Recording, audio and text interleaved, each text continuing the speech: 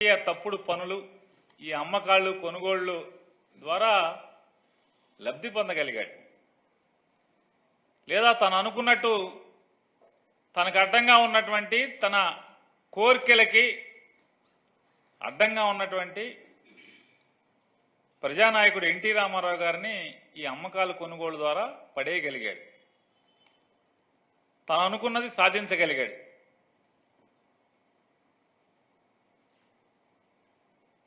తన రాజకీయ దుర్నీతి ఎత్తుగడలు పారించగలిగాడు.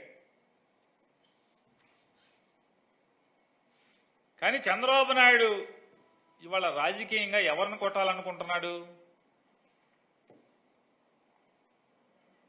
జగన్మోహన్ రెడ్డి గారు ఎన్టీ రామారావు గారిలాగా అమాయకుడు కాదు.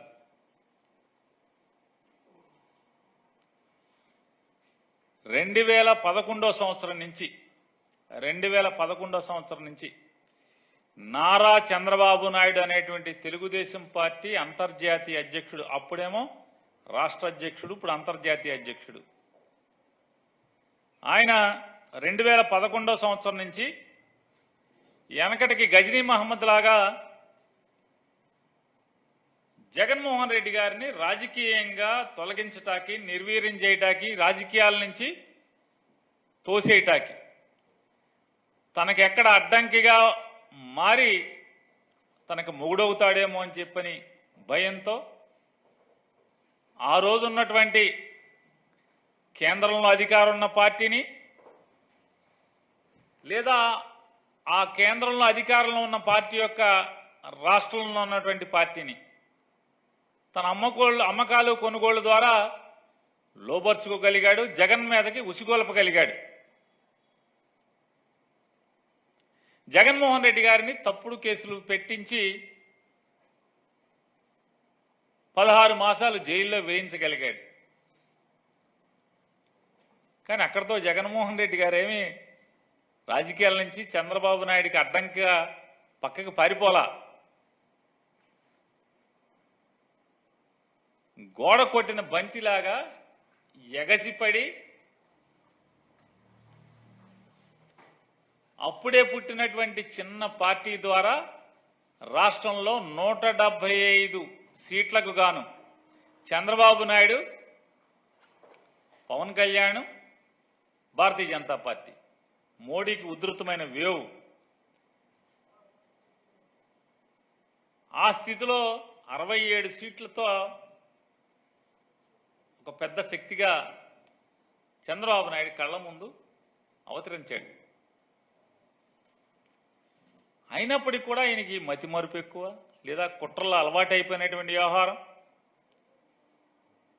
23 మంది ఎమ్మెల్యేలని కొని తద్వారా జగన్మోహన్ రెడ్డి గారిని మానసికంగా కుంగదీయాలి, తద్వారా రాజకీయాల్లో తనకు అడ్డు లేకుండా చేసుకోవాలని చెప్పినటువంటి తీవ్ర ప్రయత్నం చేశాడు.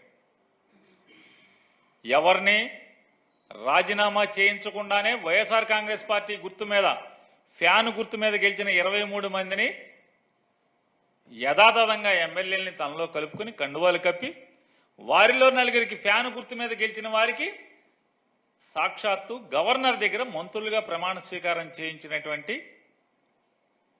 గనుడాయన. ఇవాళ చంద్రబాబు నాయుడు గారు ఓ పెద్ద రాజకీయ ఆషాఢభూతి. నీతి చంద్రికలో పెద్ద కథలు ఉంటాయి, చూసి నీతి చంద్రిక చదువుకున్న ప్రతి వాళ్ళకి అర్థం అవుద్ది.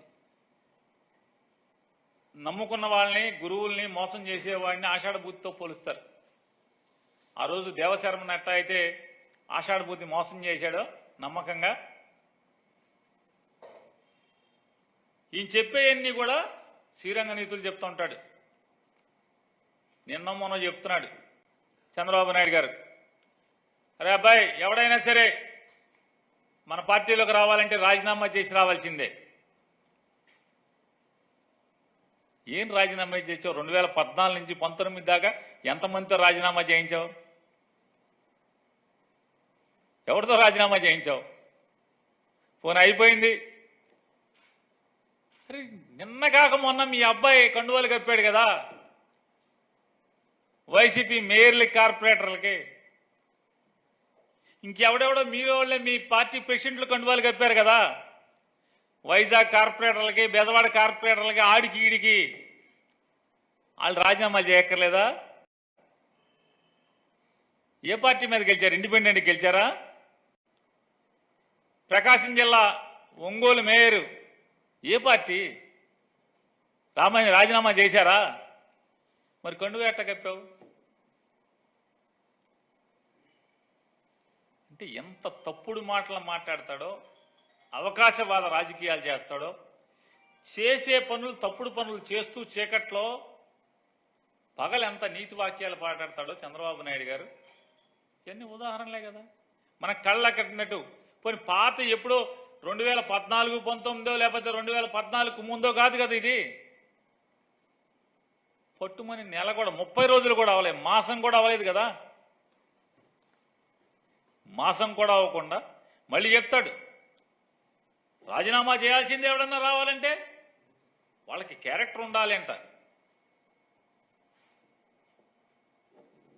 దేనికి క్యారెక్టర్? ఈ ఒంగుళ్ళు దూకుళ్ళు దూకటాక క్యారెక్టర్. ఏం చేస్తావు వచ్చి వీళ్ళని తెచ్చుకుని?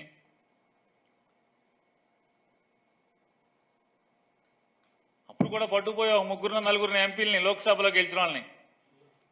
ఏం చేసుకుంటావు? కూర వండుకుంటావా? జగన్మోహన్ రెడ్డి గారినా నువ్వు కొంగ తీసేది వీళ్ళందరిని చేర్చుకుని? ఎవరైతే నువ్వు చెప్పేటువంటి నీతి సూత్రాలు, శ్రీరంగ నీతులు, క్యారెక్టర్ బాగుండాలి, క్యారెక్టర్ బాగుండి రిజైన్ చేసిన వాళ్ళని తీసుకుంటాం. నువ్వు ఎంతమందిని తీసుకున్నా జగన్మోహన్ రెడ్డి గారిని రాజకీయంగా అంగుళం కూడా కిందకి దించలేవు. పదవులు ఉంటామంటే వస్తామంటే పోతా ఉంటాయి. చంద్రబాబు నాయుడు ఓడిపోలేదా? ముఖ్యమంత్రిగా పోలేదా? ఓడిపోలేదా? ఎన్టీ రామారావు గారు ఓడిపోలేదా?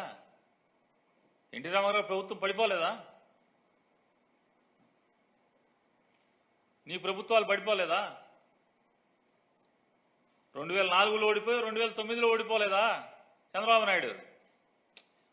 ప్రభుత్వంలో పడినంత మాత్రాన రాజకీయంగా ఏం జరుగుతుంది? నువ్వు మళ్ళీ 14లో ముఖ్యమంత్రి అయ్యావుగా. ఏనాడైనా చంద్రబాబు నాయుడు ప్రభుత్వంలోకి రావాలంటే ఎవడొకడు కలుపుకోవాల్సిందే. ఒంటరిగా అన్న జన్మలో ఎన్టీ రామారావు గారిని కుట్ర చేసేప్పుడు ఒంటరిగా చేయలేకపోయాడు. ఒంటరిగా పడేలా ఎన్టీ రామారావు పిల్లల్ని, కొడుకుల్ని, కూతుళ్ళని, తోడళ్ళని వీళ్ళందరినీ కలుపుకునే ఆ రోజు ఎన్టీ రామారావు గారిని కుట్రతో పడేయగలిగావు. లేదా మళ్ళీ 99లో మళ్ళీ ఎన్నికల్లో వాజ్పేయి గారిని భుజం మీద కూర్చోబెట్టుకుని, మెళ్ళ మీద కూర్చోబెట్టుకుని మళ్ళీ ప్రభుత్వంలోకి రాగలిగావు. మళ్ళీ 2014లో కూడా పవన్ కళ్యాణ్ గారి మెళ్ళ మీద, మోడీ మెళ్ళ మీద ఎక్కే గవర్నమెంట్లోకి వచ్చావు. మళ్ళీ నిన్నగాక మొన్న కూడా అంతే కదా, మోడీ గారి మెళ్ళ మీద, పవన్ కళ్యాణ్ మెళ్ళ మీద కూర్చునే కదా నువ్వు ఇప్పుడు ఊరేగుతున్నది. నీకు కావాలి ఎవడన్నా సాయం నువ్వు గెలవాలంటే? జగన్మోహన్ రెడ్డి గారికి జనం సాయం ఉంటే ఈ ఒంగుళ్ళు దూగుళ్ళు బ్యాచి, జంపు జిల్లాలు ఎవడు అక్కర్లా జగన్మోహన్ రెడ్డి గారికి. జగన్మోహన్ రెడ్డి గారు తయారు చేసిన వాళ్లే నువ్వు ఎవరైతే కొనుక్కెళ్తున్నావో, ఈ కొనుక్కెళ్లే మనుషులందరూ కూడా జగన్మోహన్ రెడ్డి గారు తయారు చేసిన మనుషులే తప్పితే వాళ్ళ వారికి ఏ అర్హత ఉందని తీసుకెళ్తున్నావు? అర్హత లేకుండా ఎవరిని తీసుకెళ్తలేదు కదా. ఏ పదవి లేకుండా ఎవరిని తీసుకెళ్ళావా? పదవి ఉన్నోడిని తీసుకెళ్తావు. ఆ పదవి ఇచ్చినోడు ఎవడు? వీళ్ళకి జగన్మోహన్ రెడ్డి గారే కదా వాళ్ళకి పదవి ఇచ్చింది. కాబట్టి ఈ కొనుగోళ్లు రాజకీయాలు, తప్పుడు రాజకీయాలు జగన్మోహన్ రెడ్డి గారిని ఎక్కడా కూడా కొంగదీయలేవు. ఖచ్చితంగా 2029కి ప్రజలు ఏ రకంగా మీ మీద తిరుగుబాటు చేస్తారో చూద్దరు. కానీ ఎన్ని మోసాలు చేశారు, ఎన్ని హామీలు ఇచ్చి ఏ రకంగా ప్రజల్ని నట్టేట ముంచారు. అరచేతిలో వైకుంఠం చూపించి ప్రజలను ఇప్పుడు ఏం నాకు ఇస్తున్నారో మీరందరూ ప్రజలు చూస్తున్నారు, ఊరుకుంటారా? కాబట్టి ఎంతమందిని మీరు తీసుకెళ్ళినా రాజీనామాలు ఎందుకు చేయిస్తున్నావో తెలీదా? ఆయన ఏమన్నా సతీష్ ఎవరు? రేపు రాజ్యసభలోకి ఎవరి టికెట్లో వస్తున్నాడు, ఎందుకు వస్తున్నాడు, ఎలా వస్తున్నాడు కూర్చున్న విలేకరులందరికీ తెలుసు, నీ ముందు కూర్చున్న విలేకరులకు తెలుసు. లేదా ఢిల్లీలో వాళ్ళ ప్రెస్ మీట్లో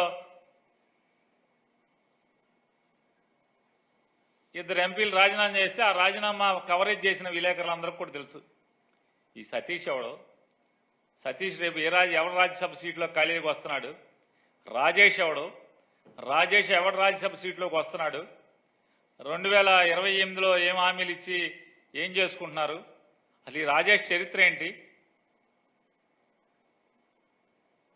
లేపు ఇంకో జయదేవ్ ఎట్టా వస్తాడు? ఇవన్నీ ఎవడ అమాయకుడు కాదు, పిల్లి దొంగతనంగా దూరి వంటింట్లో దూరి దొంగతనంగా కళ్ళు మూసుకుని పాలు తాగినంత మాత్రాన ఈ లోకం చూడలేదు, ఈ సమాజం చూడలేదు అనుకుంటే దాని పిచ్చితనం, ఆ పిల్లి పిచ్చితనం అది. కాబట్టి చంద్రబాబు నాయుడు ఎందుకు ఈ కొనుగోళ్లు డ్రామా చేస్తున్నాడు, ఈ రాజీనామాలు డ్రామా చేస్తున్నాడు? ఈ రాజీనామాల ద్వారా వచ్చేటువంటి ఖాళీల్లో ఏ కృష్ణుడిని పంపిస్తున్నావు? పంపించదమ్ముంటే జగన్మోహన్ రెడ్డి గారి లాగా చంద్రబాబు జన్మలో ఒక్క బీసీని రాజ్యసభకు పంపలా. జగన్మోహన్ రెడ్డి గారు 4 బీసీలను పంపించాడు, ఎస్సీని పంపించాడు. నువ్వు పంపించు.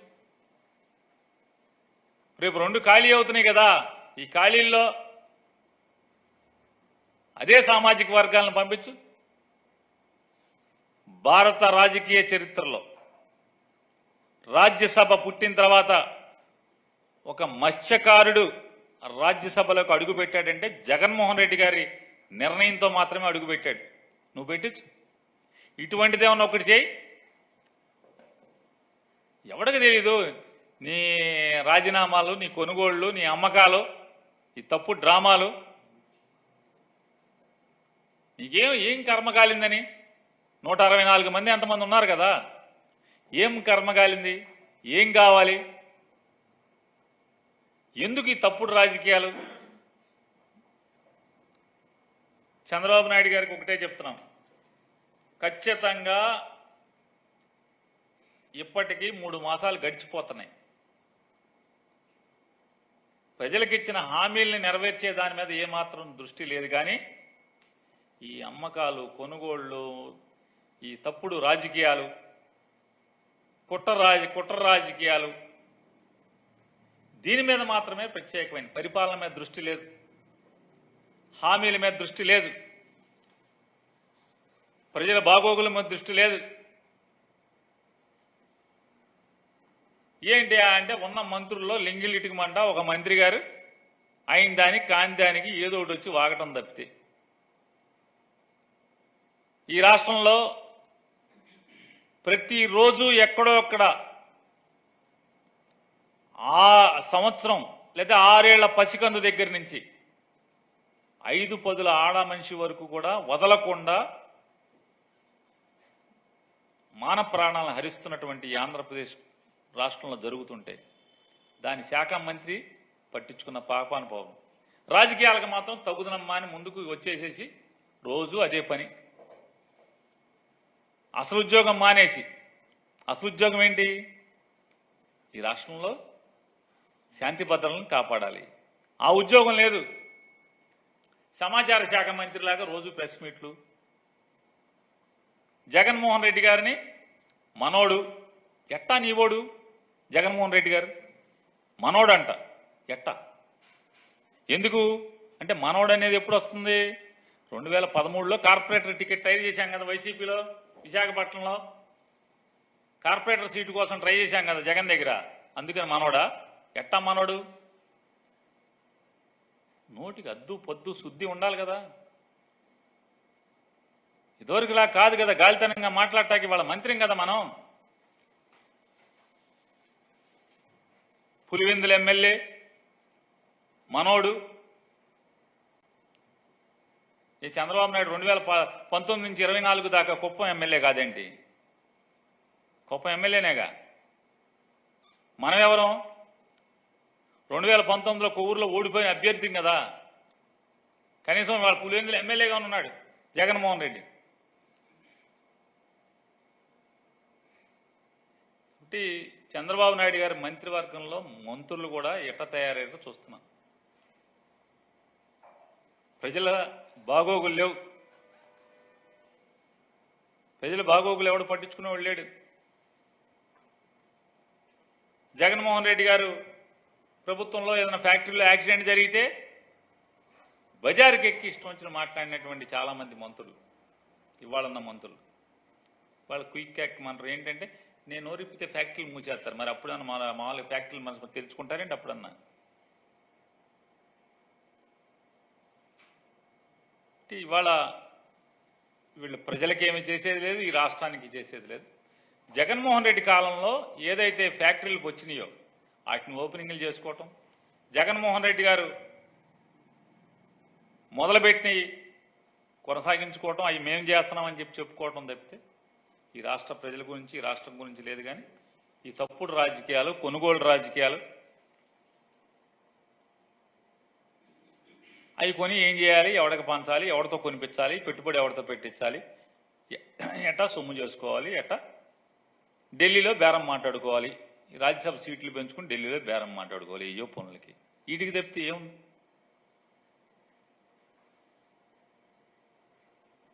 నీ ప్రతి రాజకీయ తప్పుడు ఆలోచనలకి వెనక ఏం జరుగుతుందో ఇవాళ ప్రపంచం అంతా చూస్తుంది.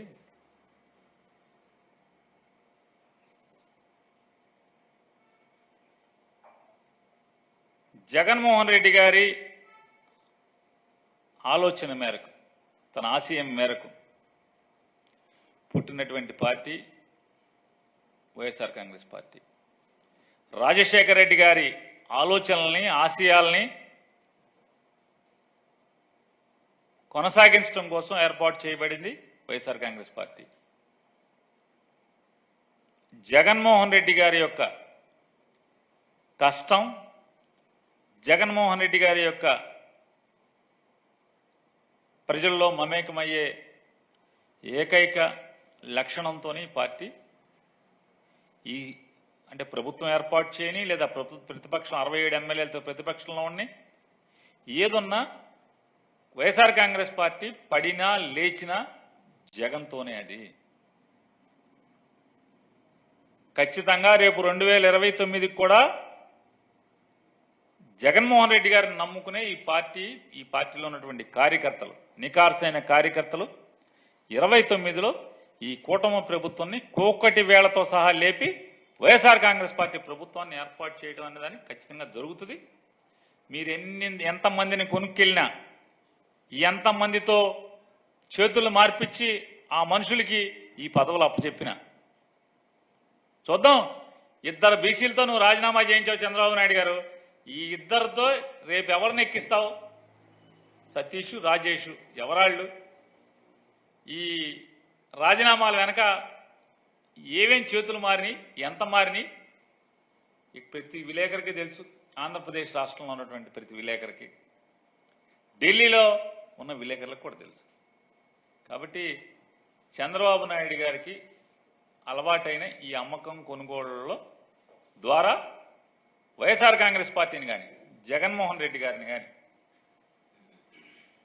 వేసమెత్తు కూడా మానసికంగా స్థైర్యాన్ని కుంగదీయలేవనేది ఇది హెచ్చరికగా చెప్తున్నాం.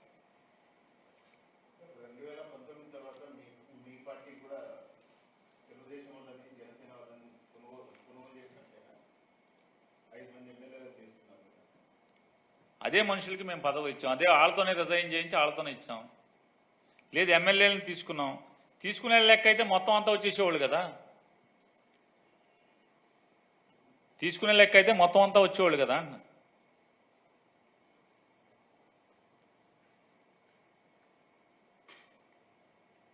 ఐదుగురితో ఎందుకు వదులుతాం అంటున్నా? బేరం మొదలెడితే ఐదుగురితో వదులుతారా? ఐదుగురితో వదలం కదా.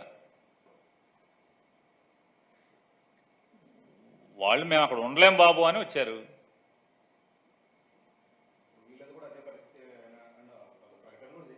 నేను అదే చెప్తున్నానండి. నేనేం చెప్తున్నానంటే నువ్వేమన్నా చేసుకో, మీకు తెలుసు, మీకు తెలీదా ఈ సతీష్ ఎవరు, సతీష్ ఏం మాట్లాడాడు, రేపు సతీష్ రాజ్యసభకి నామినేషన్ ఎట్టా వేస్తాడు, ఏ పార్టీ తరపున వేస్తాడు, ఈ రాజేష్ ఎవడు, రాజేష్ రేపు రాజ్యసభకి రేపు వచ్చే బై ఎలక్షన్లో రాజేష్ ఎట్టా వస్తాడు, రాజేష్కి ఎందుకు వచ్చాడు, ఎలా వచ్చాడు, రాజీనామాలకు కారణం ఏంటి మీకే తెలుసు. ప్యూర్లీ ఈ అంతా కూడా లావాదేవీలు తప్పితే ఇందులో రాజకీయం లేదని చెప్తున్నాను. మా నుంచి వెళ్ళిపోయారు మీరు చెప్తున్నారు. ఇప్పుడు నన్ను అడిగారు ఏం జరిగింది, మోపుదేవి వెంకటరమణ గారికో లేకపోతే బేదా మస్తానరావు గారికో ఇక్కడ ఉండలేక వెళ్ళిపోవటానికి ఏముంది అని అడుగుతున్నాను. ఇక్కడ లేనిది అధికారం ఒకటేగా, ఏం లేదంటే ఇక్కడ అధికారం లేదంతే కదా. చెప్పొచ్చు నేను చూడని అధికారమా అని చాలామంది ఎవరన్నా మాట్లాడచ్చు. చూడని అధికారం అంటే ఎప్పుడు అధికారమే. కష్టాలు ఓర్చుకుంటాక అందరికీ వయసు పర్మిట్ చేయకపోవచ్చు, పరిస్థితులు పర్మిట్ చేయకపోవచ్చు. ఒక వయసులో కష్టాలు అనుభవించడానికి ఓర్పు ఉంటుంది, ఒక వయసులో అనుభవించడానికి ఓర్పు ఉండదు. దాన్ని బట్టి ఉంటాయి. చూడని అధికారమా చూసిన అధికారమా, అందరూ చూశారు అందరూ చూడండి. ఆ కష్టాలు భరించటానికి అధికారం లేనప్పుడు మానసిక కష్టాలను భరించటానికి వయసు, ఓర్పు, నేర్పు అన్నీ ఉండాలి. ఉన్నోడు ఉంటాడు, లేనోడు లేడు. దాని గురించి ఏం పెద్ద ఇది జగన్మోహన్ రెడ్డి గారు నమ్ముకున్న పార్టీ, జగన్ మీద నడిచే పార్టీ, జెండా మోసే కార్యకర్తలు జగన్ కలిపి నడిపే పార్టీ ఇది.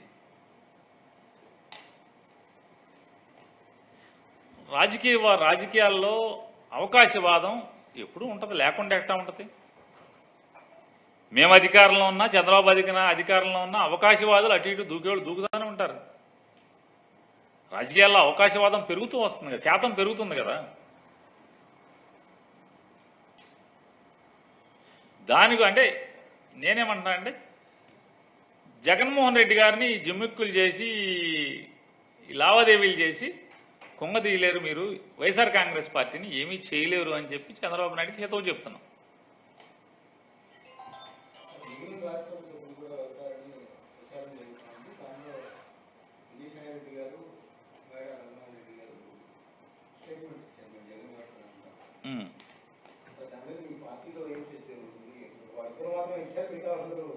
మిగతా ఎవరు వస్తే అందుబాటులో కాళ్లే ఇస్తారు. ఊళ్ళో ఉన్నారో లేరో ఇవన్నీ మనం అందుబాటులో ఉంటే వాళ్ళే వస్తారు.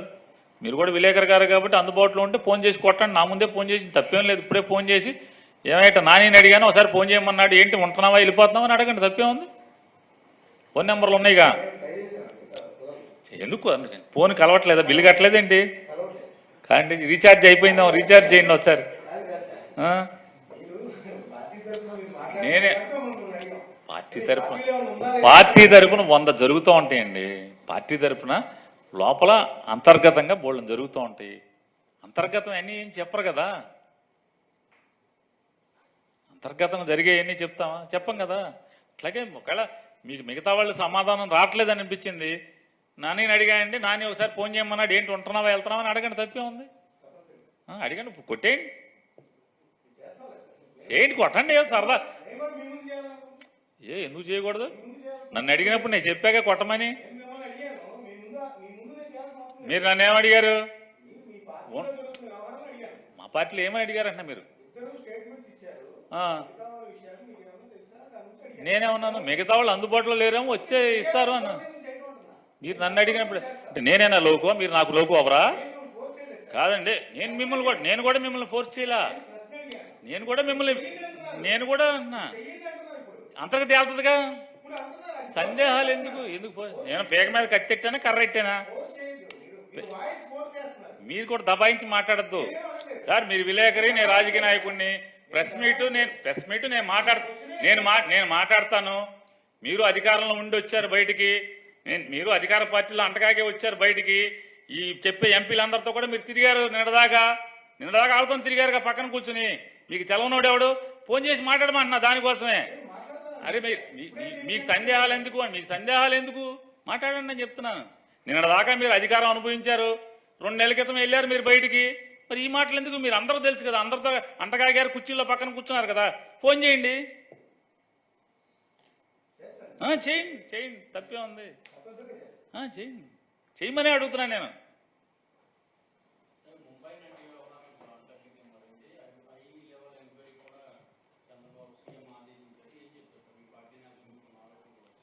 చివరికి చంద్రబాబు నాయుడు గారు అంటే ఆంధ్రప్రదేశ్ రాష్ట్ర ప్రస్తుత ప్రభుత్వం హైయెస్ట్ సర్క్యులేటెడ్ పేపర్ అని చెప్పుకునేటువంటి ఈనాడు పేపరు, సంచలనాలని రేకెత్తించేటువంటి పేపరు, టీవీ ఛానళ్ళు TV5, ABN, ఆంధ్రజ్యోతి, వీళ్ళందరూ ఒక కేసుని టేకప్ చేశారు. ఏంటి ఆ కేసు టేకప్ చేశాయంటే,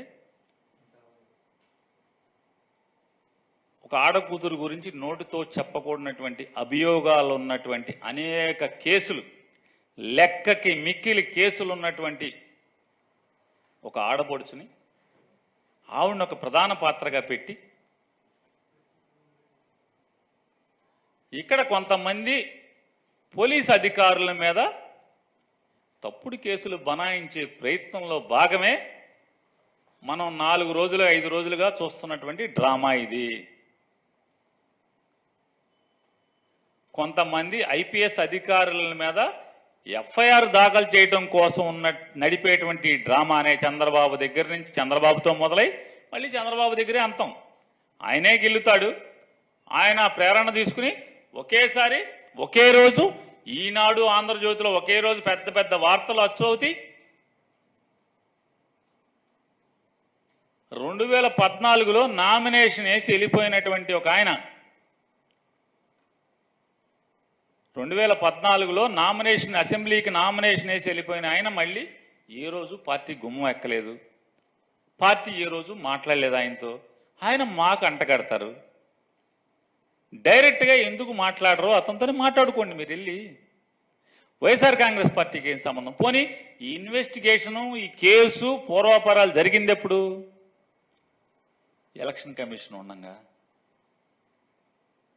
ఎలక్షన్ కమిషన్ ప్రభుత్వాన్ని నడుపుతున్నప్పుడు జరిగినటువంటి ఈ తంతు దాన్నేదో మాకు బాగా పూసి దాని మాటున వాళ్ళు ఎవరైతే టార్గెట్ చేసుకున్నారో ఆ టార్గెటెడ్ IPS ఆఫీసర్ల మీద FIRలు కట్టి వాళ్ళని ఏదో మానసికంగా వేధిద్దామని చేసేటువంటి చంద్రబాబు కుట్రలో భాగమే ఇది తప్పితే వేరే ఏమీ కాదనేది రేపో ఎల్లుండో కాకపోతే వారమో 10 రోజుల తర్వాత మనందరం చూస్తాం.